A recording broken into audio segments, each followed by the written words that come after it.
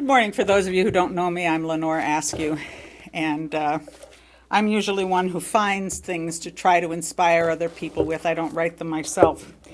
And I must say, I put this service together early in the week before everything became quite as catastrophic as it has been. It has not been a happy week. And I debated about making a last-minute switch. And then I thought, no, maybe this is what we might need to hear on a day like today. So the sermon is called Rational Exuberance, and it's by Amanda L. Aikman, who's a consulting minister of the Skagit UU Fellowship in Mount Vernon, Washington, and she's also consulting minister to the South Fraser Unitarian Congregation in Surrey, in British Columbia. She wrote this sermon for the Church of the Larger Fellowship, which is a kind of service of church in a box, church by mail. So, when I started my training for spiritual direction, I figured that it would involve a lot of reading of the classics of spirituality. You know, all those desert fathers and mothers and saints. A lot of sitting still, contemplating God's emptiness or something. It's for you, Marie. I may also have thought that it would be a pretty serious business. Well, it was a pretty serious business, but it was not all solemn. Sister Pat, our teacher, frequently giggled with delight and reminded us all the time how delightful and fun spiritual life is supposed to be. The guest speakers that Sister Pat brought in to work with us were an assortment of personalities, but they all seemed to have this joyfulness about them that bubbled over a sort of quiet exuberance. Somehow we have gained the notion that spirituality, spiritual practice, is a matter of being quiet and sitting still and attempting to quiet the mind. Certainly, many spiritual practices are like that. In fact, and I do agree, one of my pet theories is that introverts seem to have written all the great spiritual classics, so that the quiet, inward-looking path is the dominant strain. Why haven't more noisy extroverts written great spiritual classics? Probably because they're too busy out having fun. Or even more likely, because they are regarded as lightweights. The fact is, each person truly has her or his own spiritual path.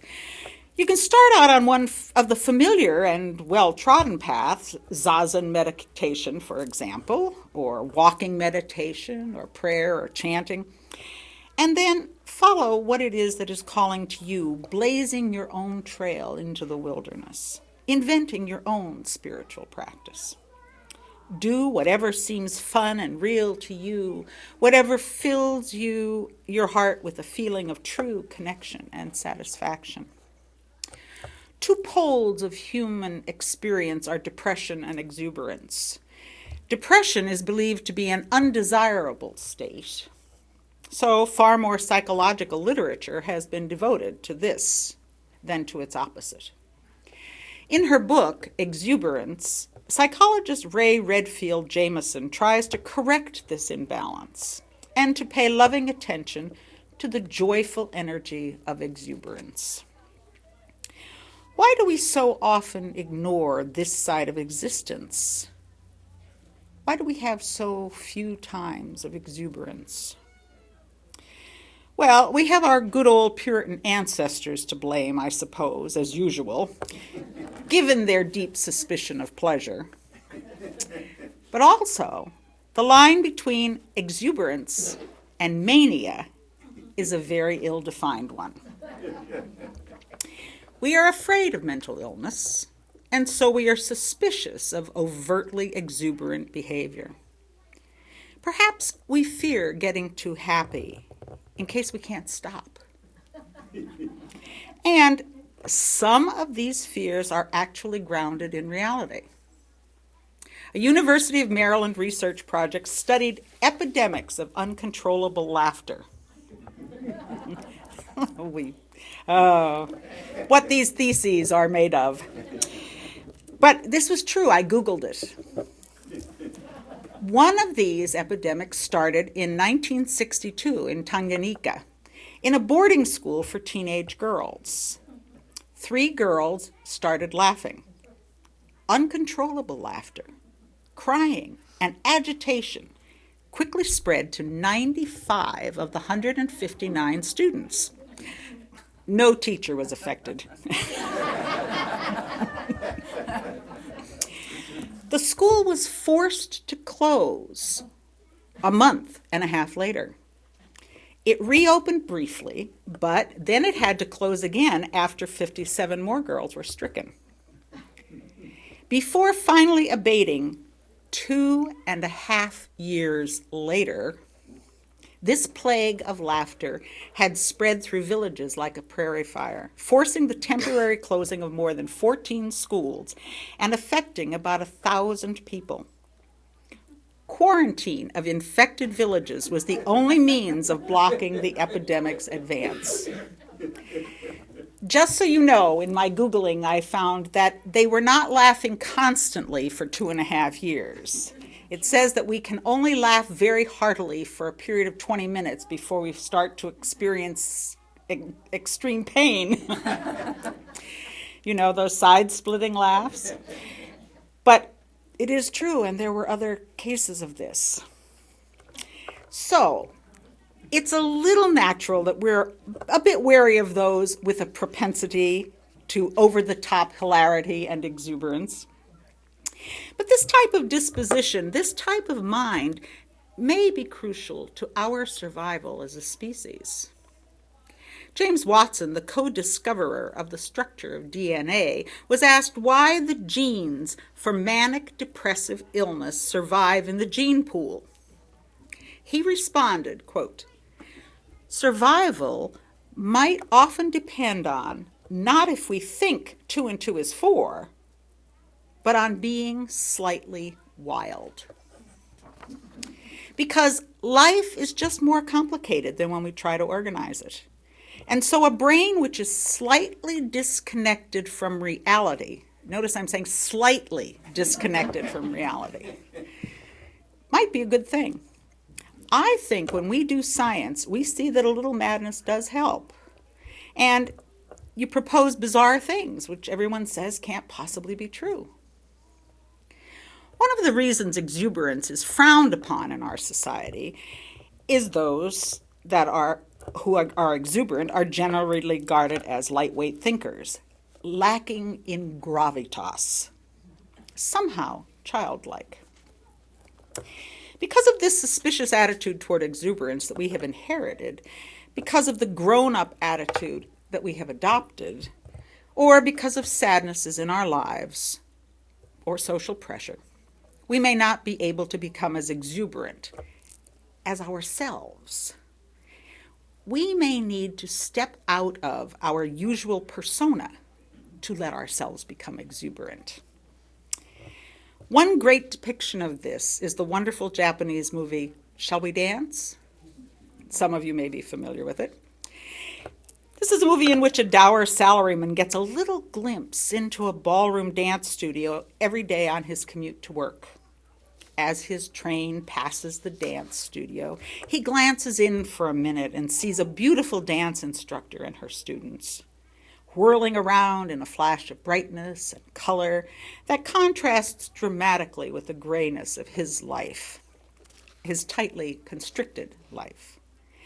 Day after day, he gazes longingly into the dance studio as his train tears past.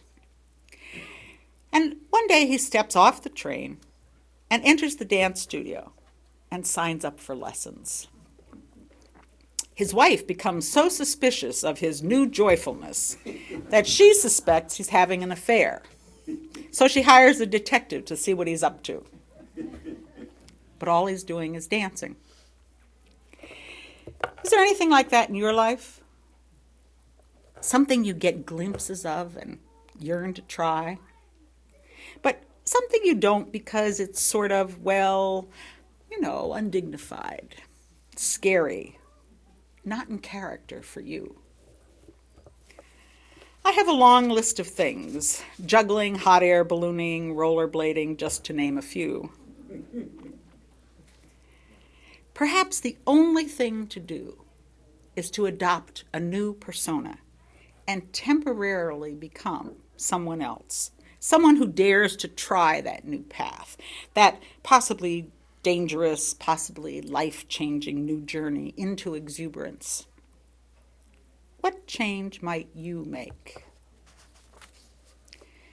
These are hard times in the world, and certainly we must find our way through much more dangerous and perplexing problems than you will ever find in a line at Starbucks.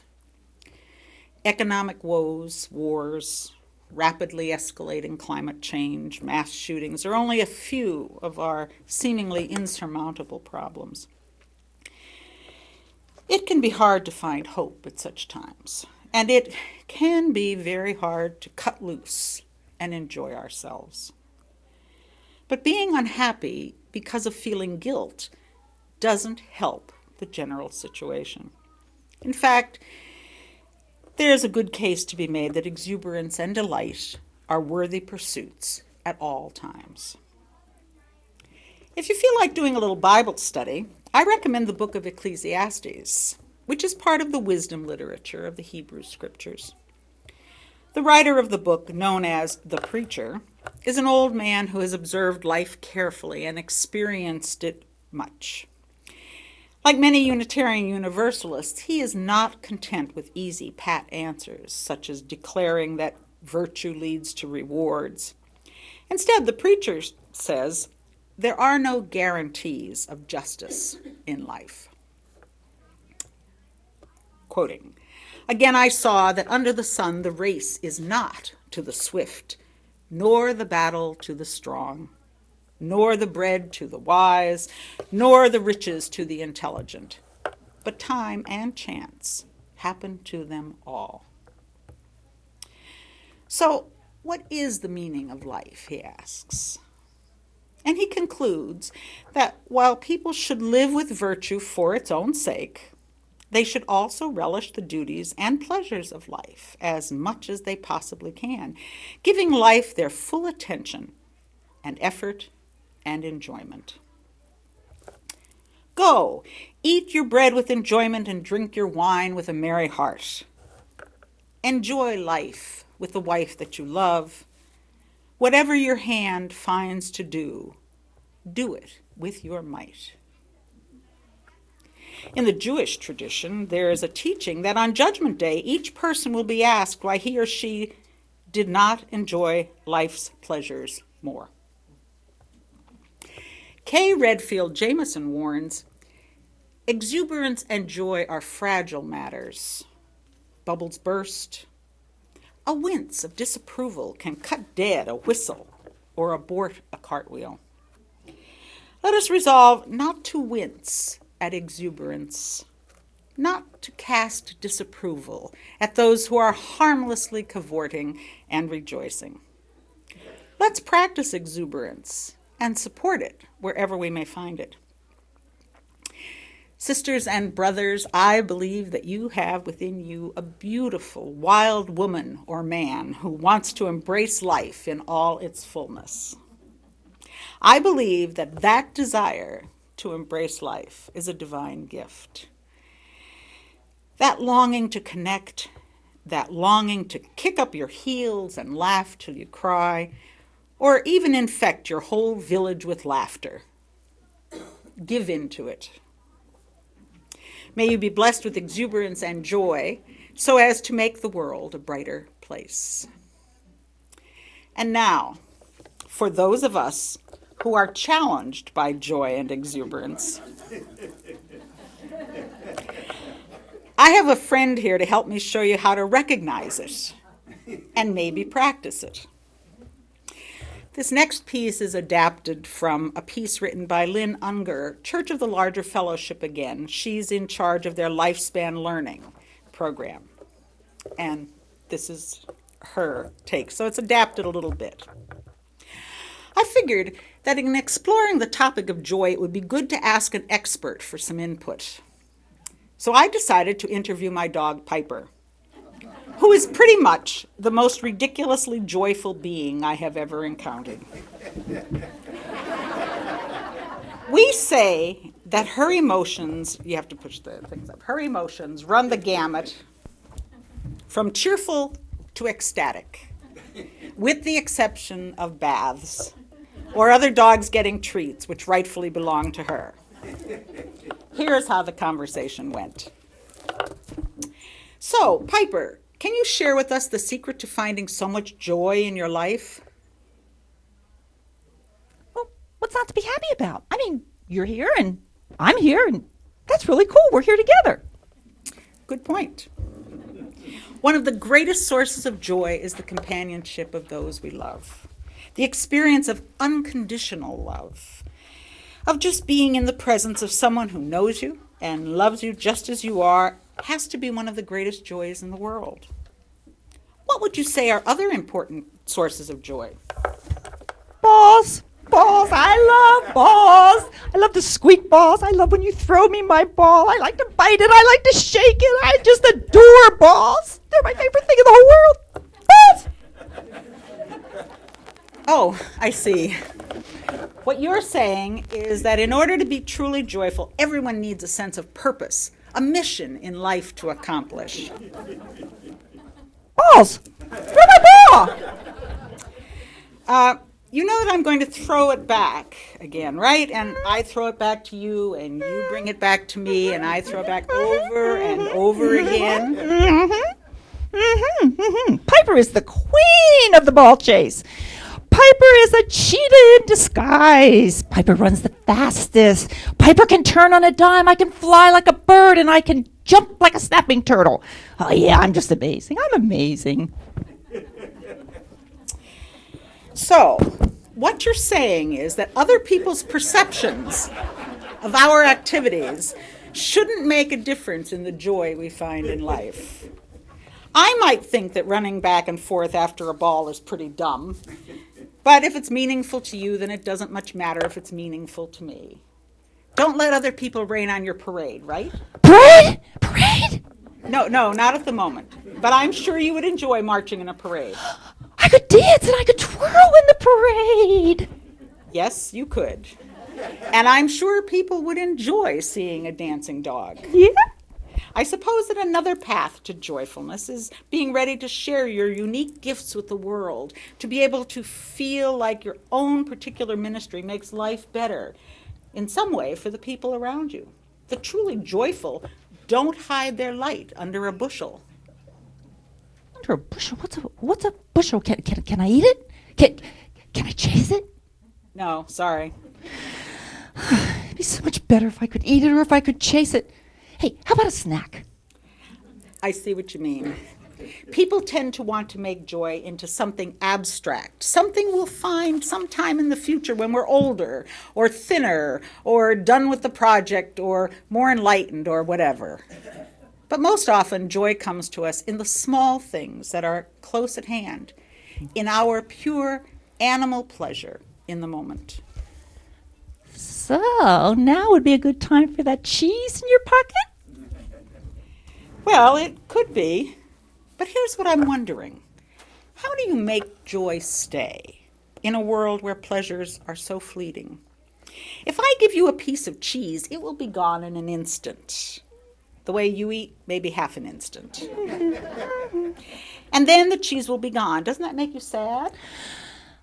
Not really, because we could go to the store and we could get some more cheese. Yeah, we could ride in the car and we could put the window down. Yeah, I like that. True, but think about it. Life is like that piece of cheese. No matter how much you enjoy it, it's going to be over way too soon. So how do we find joy knowing that life is short and death is just around the corner? Around the corner? Are we going to go for a walk? Oh, boy, let's go! So you're saying that we never know what's around the corner. Life as we know it has to end, but who can say what happens after that? All of us are on a journey, and maybe death is just another part of the journey. So why not be open to finding joy at all points along the path? Is that it? I love the path. I love the path. Can we go now, please? Can we bring my ball? Can we bring some more of that cheese? Sure, why not? Thanks for sharing your insights.